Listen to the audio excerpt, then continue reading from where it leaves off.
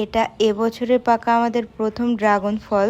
আগে আমাদের গাছটা খুবই ছোট ছিল, মাশাআল্লাহ ফলটা অনেক বেশি পেকে গেছে, এর থেকে বেশি পাকালে আর খাওয়া যাবে না। ফলটা ছিঁড়তে আমার অনেক বেশি মায়া লাগতেছিল, তাই ছিঁড়তে দেরি হচ্ছিল। যদি অনেক বেশি জোরে টান দিতাম তাহলে ফলটা একটানেই ছেঁড়া হয়ে যেত, কিন্তু গাছকে আমি কষ্ট দিতে চাইনি। আমাদের এই গাছের ড্রাগন ফল মাশাআল্লাহ অনেক মিষ্টি হয়। একটুখানি ফল ডালে লেগেছিল, আমি সেটুকু ছিঁড়ে ফেললাম। ড্রাগনের যাত্রা সর্বপ্রথম শুরু হয়েছিল একটা ডাল দিয়ে।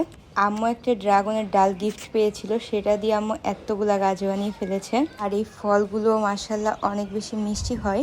এখনো একটা, দুইটা, তিনটা ফল কাঁচা রয়েছে, এগুলো ইনশাআল্লাহ পাকলে আমি ছিঁড়বো।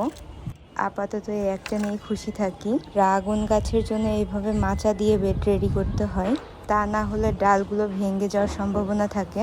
এমন ফল ফুল সংগ্রহ করার সময় প্রত্যেকদিন ভিডিও করতে আমার বেশ মজা লাগে। গরমের সিজনে যদিও গোলাপগুলো একটু ছোট ছোট